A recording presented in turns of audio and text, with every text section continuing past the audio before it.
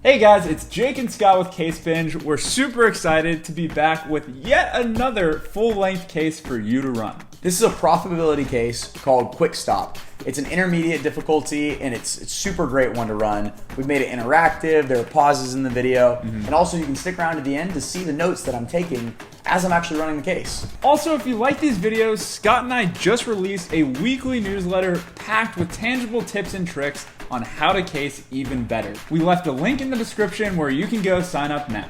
All right, remember, this doesn't have to be stressful. You've got this. Let's get into it. Great, you ready to hop into the case? Absolutely. Let's do it. Okay, so our client is Quick Stop, a chain of auto repair shops. And Quick Stop operates primarily in mid-sized cities across the southeastern US. And so they perform pretty routine car maintenance and repairs. And along with other companies tied to automotive use, Quick Stop has seen significant decline in profits in 2020 due to the COVID pandemic. However, even given the impact of COVID, Quick Stop's CEO is convinced that her business is losing more money than they should be. She has hired you to figure out where this additional decline in profits might be coming from and how to mitigate the loss. Okay, interesting. Yeah.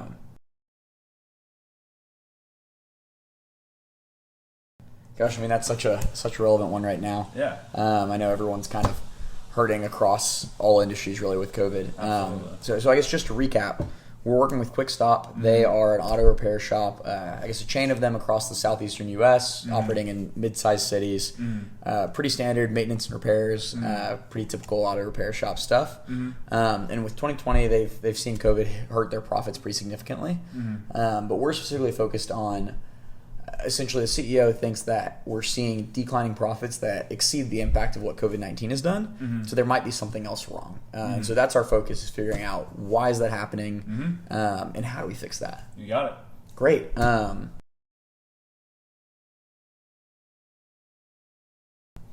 guess a couple questions. You said this is mid-sized cities across the southeastern U.S. Do we have any more information about how many cities we're in or anything like that? Yeah, so right now we're at 15 locations. 15 locations. Yeah. Okay, great.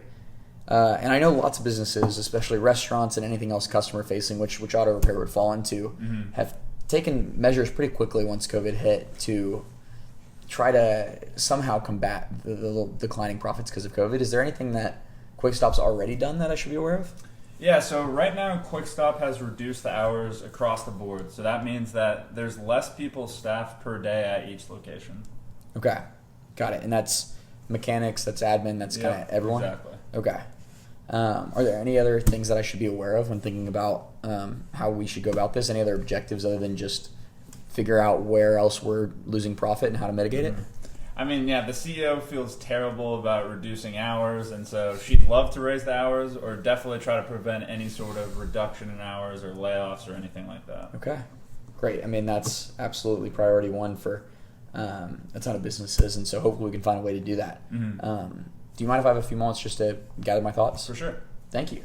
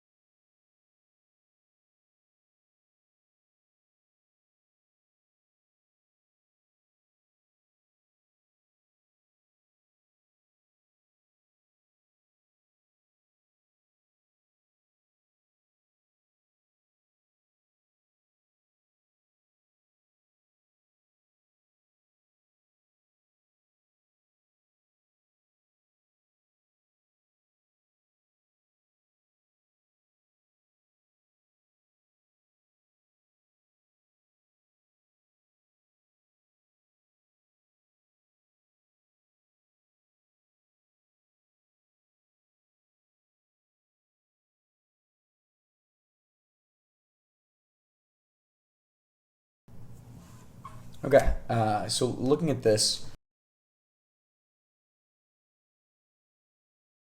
if we're trying to understand why our profits are declining, like we said, we know that COVID's having a big impact on that.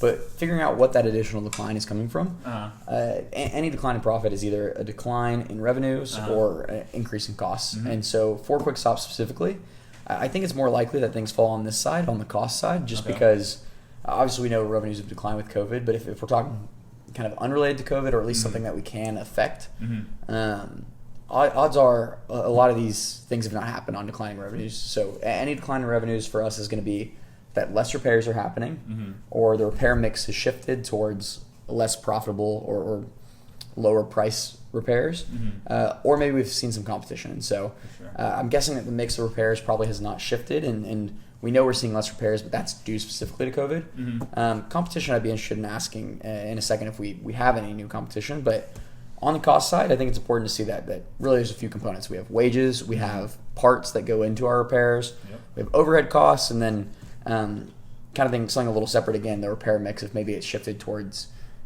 repairs that we make less money on and have a lower gross margin on.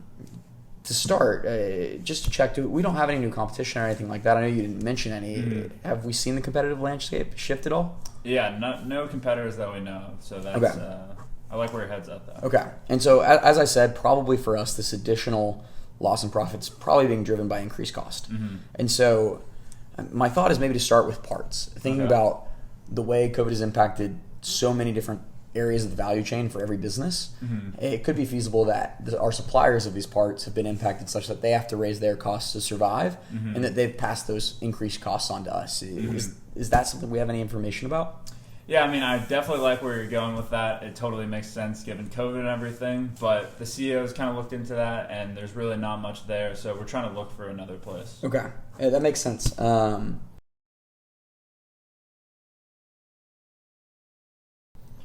suppose I would stay over here on this cost side then. And, I know we've reduced wages, or not reduced wages, but we've reduced hours across the board, which would make me think that wages have actually gone down.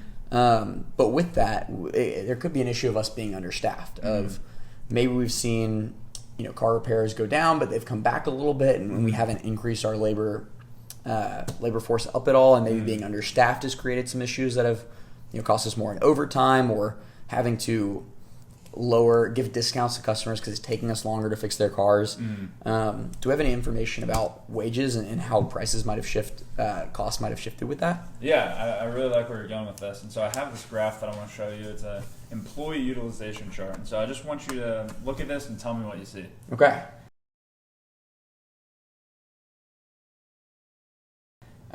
Interesting. So it looks like we've got basically two different pieces of information, two different axes here. And so we're looking at quarters from basically 2 years ago until now, and we're looking at on the bar graph side of things, the average number of vehicles divided by the average number of employees, and so essentially kind of how many vehicles coming through per quarter per employee.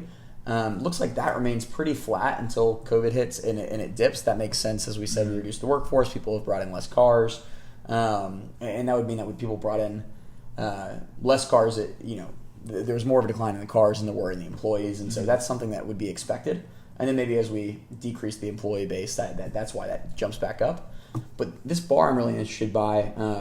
Overtime pay is something that I know is costly for a company, and it remains relatively flat, around 10% or so, and then it spikes up, and so that's going to be costing us a lot. If we're going from 10% to 25%.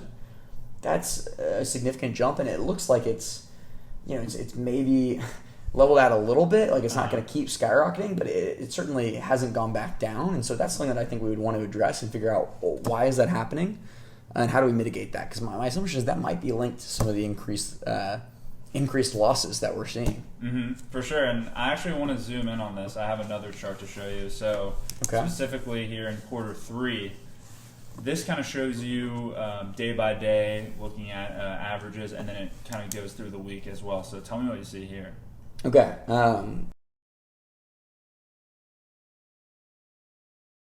This is super. This is nice to be able to see it not just by quarter, but by day of the week. So I like that it shows us a year ago. So back when COVID was not a factor, and then this most recent quarter. And so looking at this, it looks like overall, both employees per location and vehicles by location has gone down. That's to be expected. And it looks like employees per location has stayed at a pretty similar pattern of a little bit lower on the weekdays, and then it spikes up on Friday and even a little bit more on Saturday, Sunday. Even though it's less employees, we've kept the same thing true through 2020. But the relative distribution of vehicles by location has shifted a lot. And so it looks like it made a lot of sense to do it that way a year ago. And even just from my personal experience, that makes sense. I typically bring my car in and go get groceries and do kind of all of my errands on the weekends. And so it makes sense that they more heavily staffed on the weekends than the weekdays to meet the increased demand.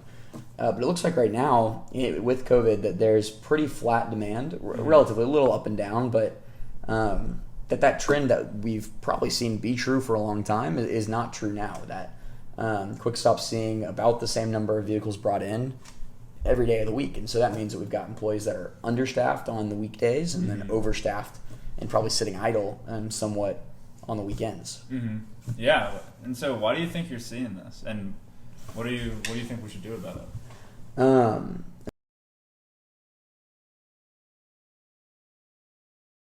I think COVID has shifted so many things in a way that we probably never would have thought of. And I never would have thought about working from home, doing anything other than just lowering the number of cars that are brought in because people are driving less. But I've complained about this to my roommates multiple times that it seems like every day is kind of the same now, that you lose the distinction of how sweet a weekend is because you've gone into the office, or in my case gone to class and sat in on lectures Monday through Friday, but then you're free.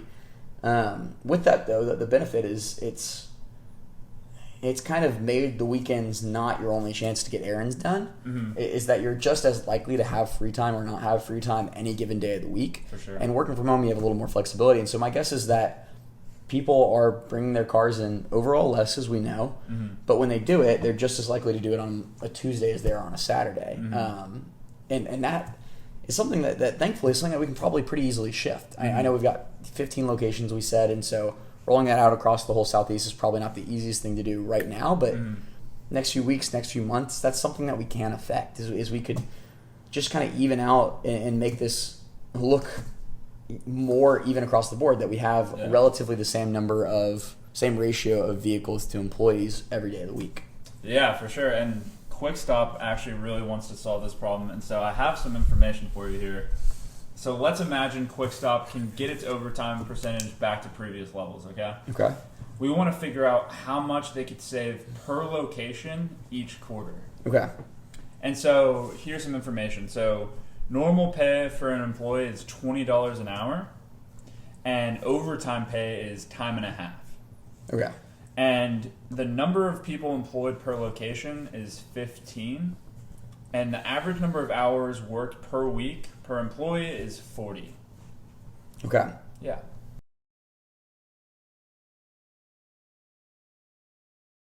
Got it. Okay. So looking at this, as you said, we're trying to figure out how much we could save per location in each quarter.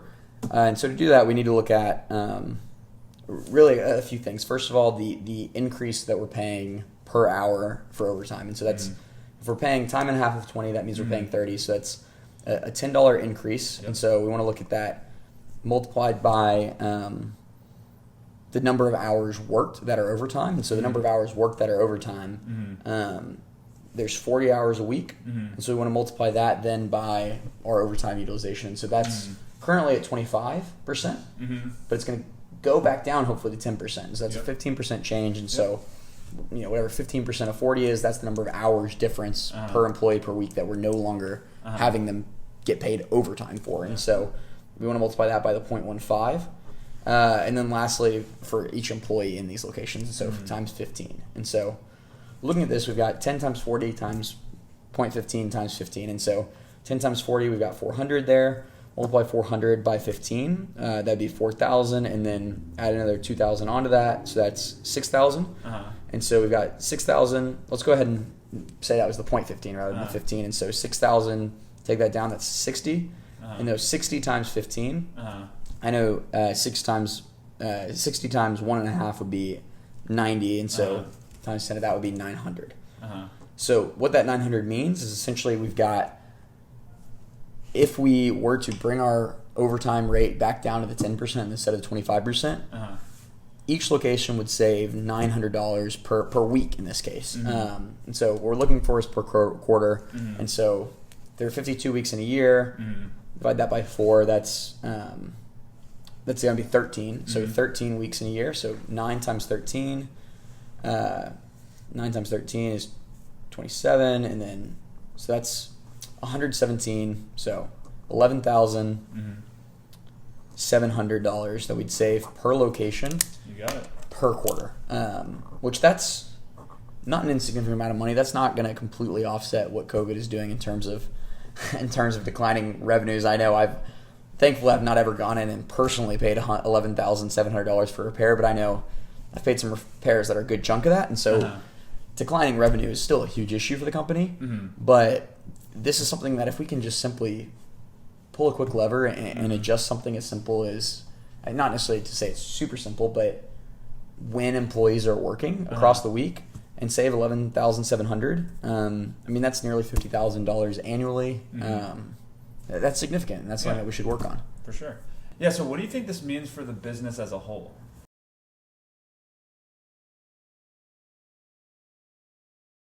That's a great question. My assumption is it's going to be pretty similar for the business as a whole as it is for the individual location, in that this is something that's significant and helpful and certainly should be done if it's something that's a relatively easy fix, but it's not going to completely fix everything. If we're looking at 15 locations, I mean, that's essentially 12,000 times 15. That's, about $180,000 over the course of a quarter, somewhere upwards of $500,000 over the course of a year that we can save just through this one change. That's significant, but I do think it makes me think that there's probably other sources of value like this. Like I said, I never would have really thought about what this chart essentially showed us, but once I see it, it makes sense, and it makes sense why COVID's had that impact. And so I think, for me, it tells us that the company should go ahead and make this change, absolutely, but should look for similar other changes in order to slowly chip away at the impact of COVID. Yeah, for sure. And we don't have any more data, but just like with your gut feeling, brainstorm ideas. Like, what do you think would be some other ways that we could reduce costs?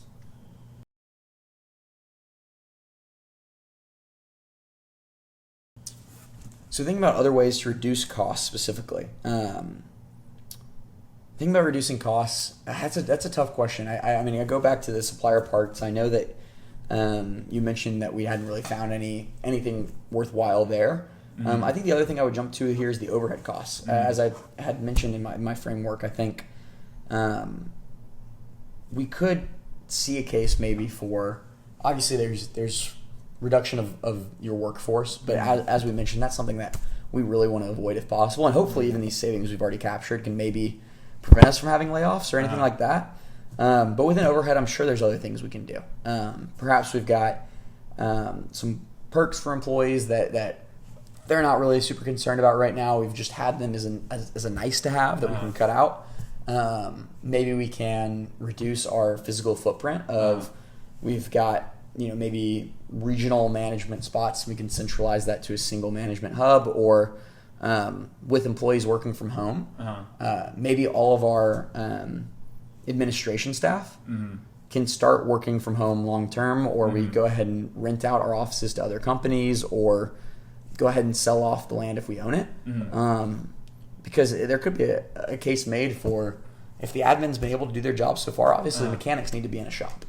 But maybe the rest of our employees can operate a little bit more mobily, or at least that can be something we do for the time being to prevent things like layoffs. So I want you to brainstorm for me. We looked at employee utilization, but what are some ways maybe that we could increase revenues if that's been a problem for us?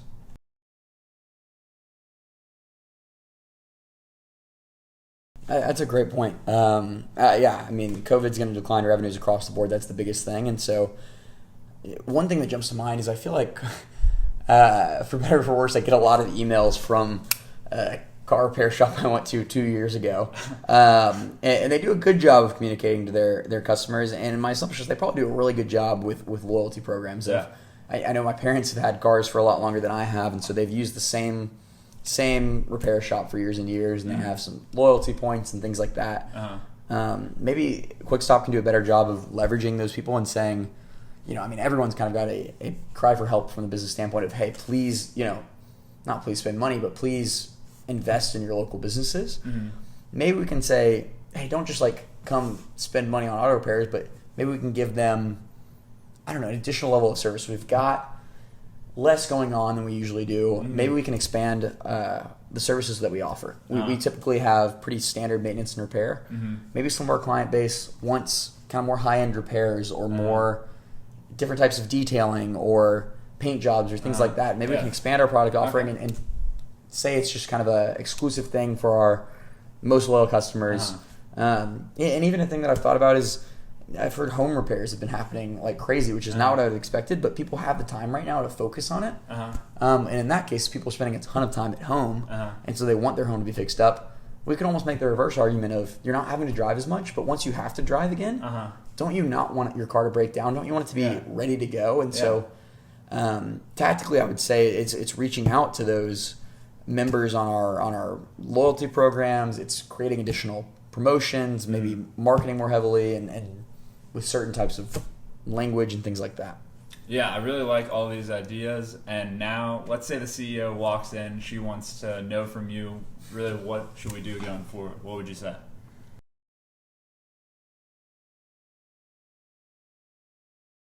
I would say that we need to rearrange the way that we are staffing each of our individual locations. Right now, we've kept our historical patterns of staffing. We've decreased staffing across the board, but we've kept it where we're having higher utilization of employees we're employing more employees on the weekends than we are on the weekdays.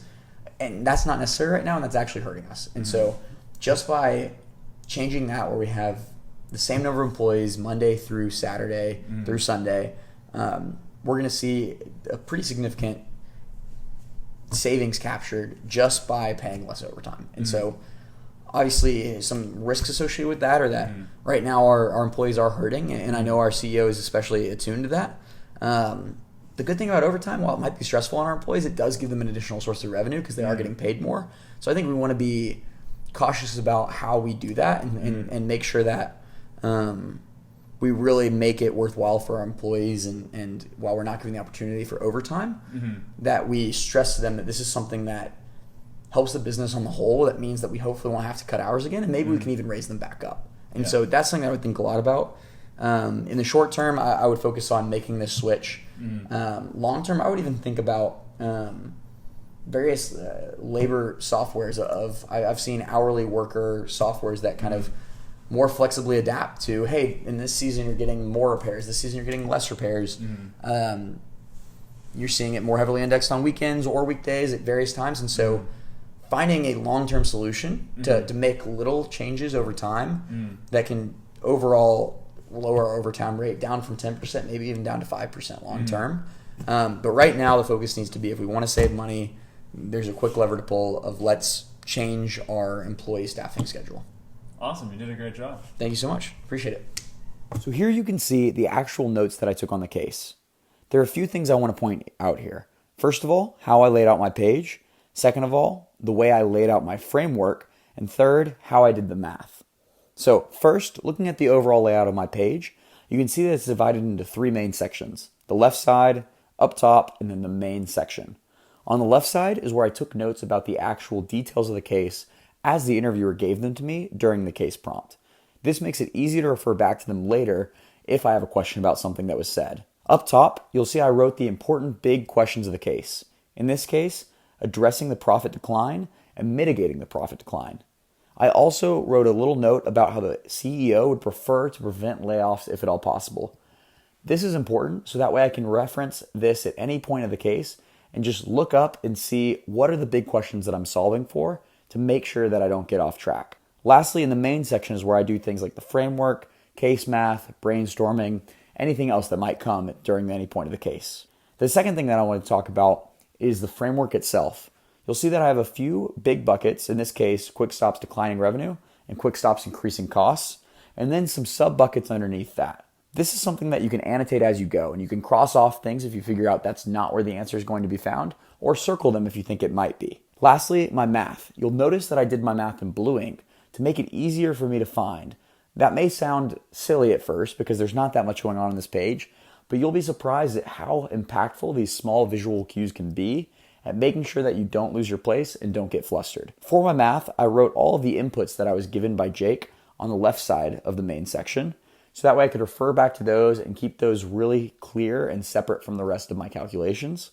And then on the right side, I did the calculations themselves. Lastly, you'll notice that I boxed in the 11,700 number, so that way, again, just another visual cue that this was an important number that I should explain the context of and the significance of, and that I probably would be referring back to later in the case. Hope this helps. Thank you guys for checking out our video and for checking out the notes.